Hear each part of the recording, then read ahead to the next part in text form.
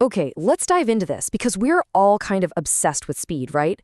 Faster, quicker, sooner, it's like the metric for progress. But here's a thought.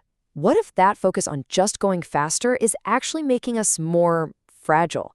What if the whole tortoise and the hare story was right all along? Yeah, listen to this quote. Speed that can't be sustained isn't speed, it's risk. I mean, that's a total game changer, isn't it?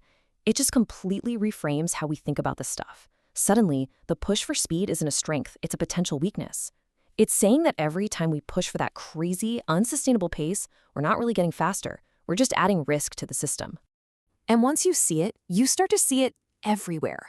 Seriously, think about it. Anytime we talk about improving how we work in almost any organization, where does the conversation go? It almost always lands on speed. It's like the universal language we all use for progress. I mean, it's all about shrinking that timeline, right? We need faster turnarounds. We need shorter deadlines. We need quicker responses. And look, these metrics feel great. They really do. They're tangible, you can measure them, and they give us this really powerful feeling, like we're winning. But, and this is the really crucial distinction we almost always miss, fast flow and stable flow are just not the same thing. They might sound similar, but honestly, they couldn't be more different. You could even say they're built on completely opposing worldviews. Okay, so let's start with the one we're all chasing, right? Fast flow. It's exciting, it looks super impressive from the outside, but it's built on a pretty fragile illusion. And really, here's the core difference. It boils down to this. Fast flow is optimistic. It's a system designed for a perfect world where nothing ever goes wrong. Stable flow. It's realistic. It's designed for the messy, unpredictable world that we all actually live in. So what does this perfect world actually look like? Well, it means no surprises, no rework. Key people are never on vacation or sick. Oh, and demand is perfectly predictable. I mean, seriously, how often does that happen? This is a system designed for the perfect good day, not for just a normal day. And that leads to the big question, right? The one that exposes the fundamental weakness here. So what happens when conditions aren't perfect? What happens when reality inevitably shows up? When a system designed for perfection runs headfirst into our imperfect world? Well, you get this predictable spiral. The moment a real problem hits, the pressure just skyrockets. And to keep up that illusion of speed, what do people do?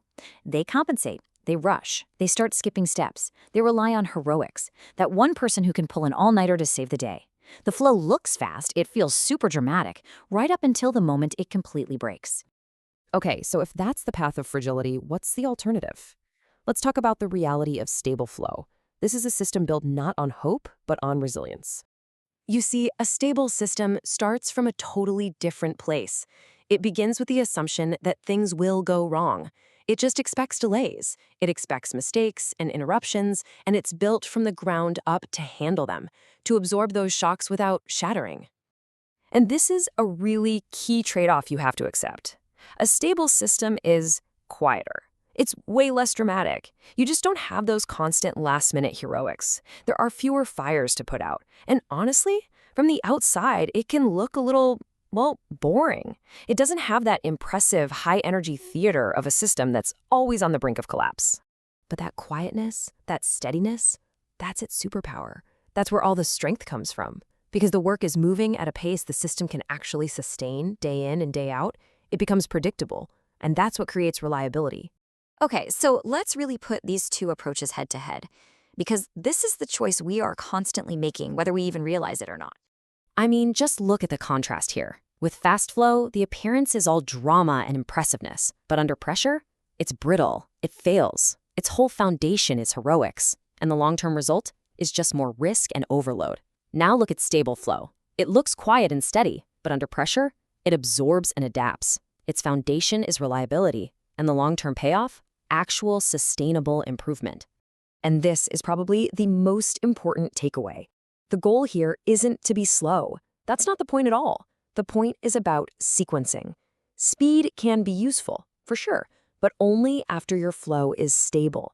Think of it this way. Speed is the reward you get for creating stability. It's not the starting point. You can't just bolt speed onto a fragile system. You have to build that stable foundation first.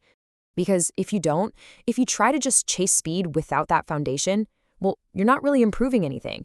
You're just finding new, more creative ways to overload the system and burn people out. So the real power of this idea isn't in some five-step plan or a magic bullet. It's in the questions it forces us to hold. The questions we need to ask about our own work, our own teams, and our own systems. So here's the first question to hold on to. Where does our speed depend on everything going perfectly? What are those processes that only work smoothly on a good day? And the next one, which parts of your system fail first when the pressure's on? When things get really tough, where do you start to see the cracks appear? And finally, maybe the most important question of all, what would actually change if our primary goal shifted? If we stopped asking, how fast can we go, and started asking, how stable can we be? What would you do differently? What would you stop doing? And what would you start?